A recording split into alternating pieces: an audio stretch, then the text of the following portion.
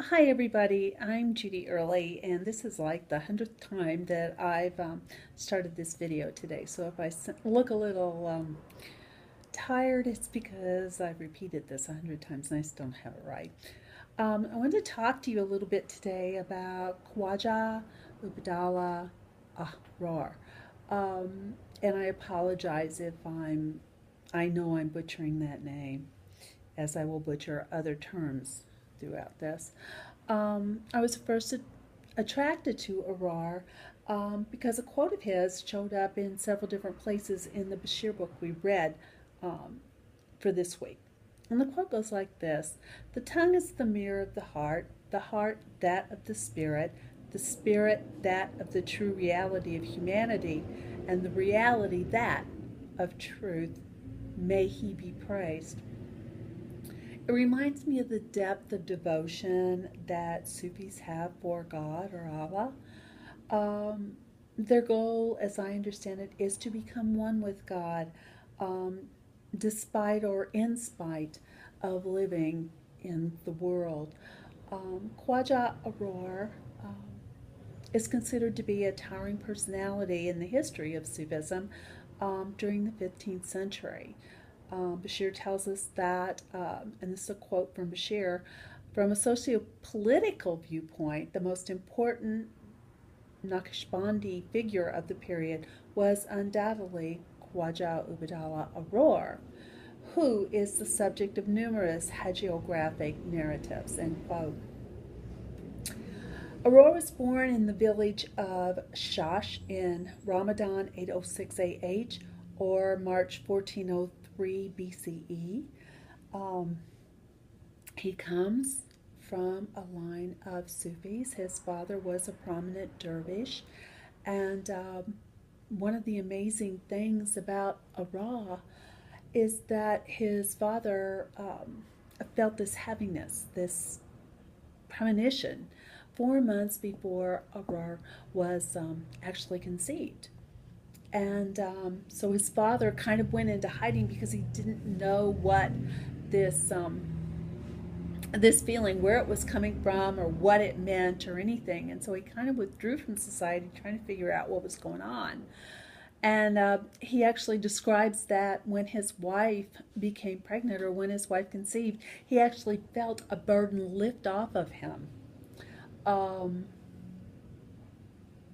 which was that baby. They knew, I find this amazing, they knew before the child was born that he was going to be special. Um, According to Bashir, or Bashir interprets this as um, meaning that Arar's body had weight and potency before its formation in a recognizable form. He was an important substance before he even started being formed as a child. When when he was a child, a Naqshbandi master by the name of Khwaja Shihab al-Din Shashi was visiting the family, and when he saw the child, immediately recognized the greatness in Arhab and rubbed his face all over the baby's body.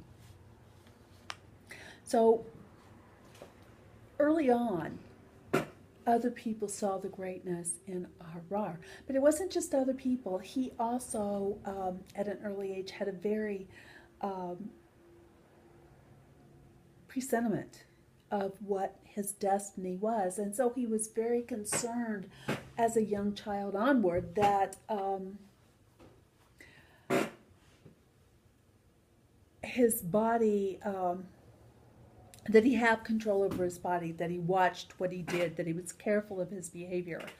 And so in a move that I found astonishing was as a child, when his friends and his relatives would say, "Hey, come out and play," he would say no, or he might make little movements towards going out and playing, but he never really would, because he was concerned. Bashir tells us that he might crossed the bounds of appropriate behavior. And that was not allowed, even if he did it accidentally.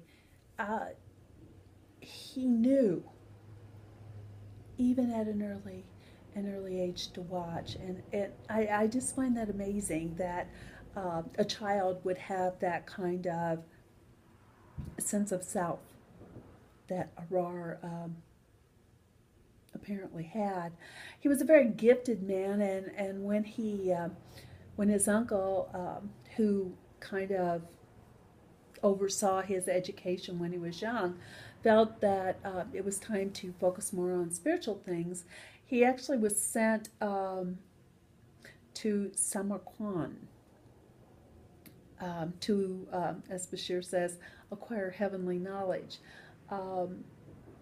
He went around sampling all the different Sufi orders to kind of get an idea of what they were about and their practices and things like that. And he finally settled on the Naqshbandi chain through Yaqub Charki, I think is the way you say his name, Charkhi.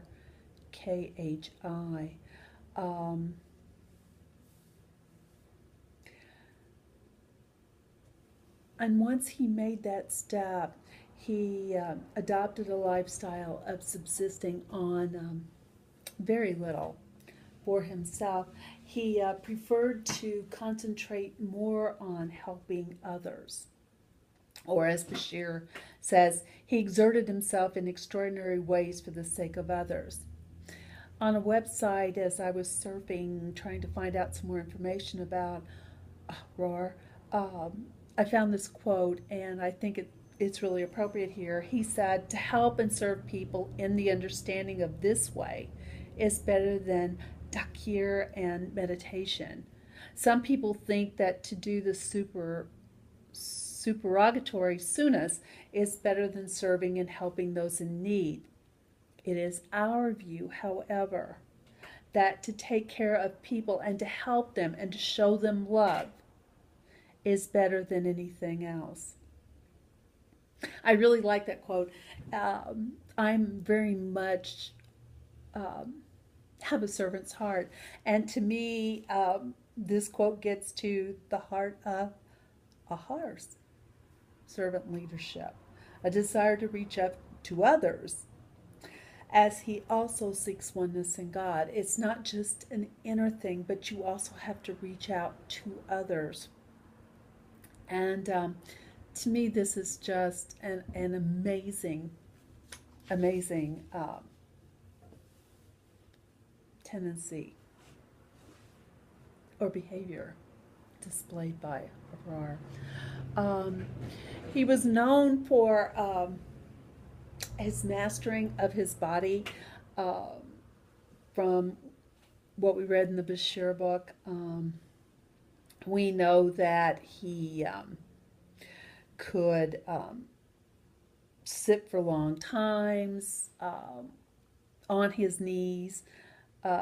He never, people would say that they never saw him cough or yawn or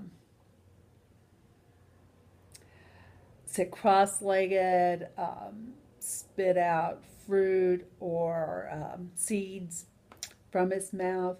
And one that I really like this description, this is a direct quote from Bashir's book. He never blew his nose in company, even when he was suffering from a cold, because his bodily organs were simply incapable of creating an unpleasant impression for onlookers. That is mastery of the body. That is control. And I just can't imagine what it took to get to that point in his life. Another quote from the Bashir book: on one occasion, some visitors decided to participate in his regular vigils and were impressed that despite his age, and I think he was around 90 at that time, he could sit erect for hours at night without moving a muscle or giving the least bit of indication of slumber. This is mastery over you. This is doing what you believe. This is demonstrating. This is reaching a higher plane than I expect I'll ever reach. And I just think it's so admirable.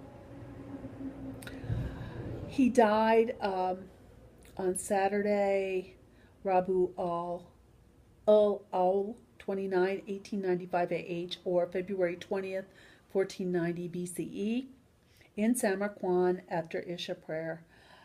He left behind many books and also established a school and a mosque, which, according to the sources I found, are still in use today. His son reports that as he was dying, there was a light emanating from his eyes that was so brilliant it put candlelight to shame.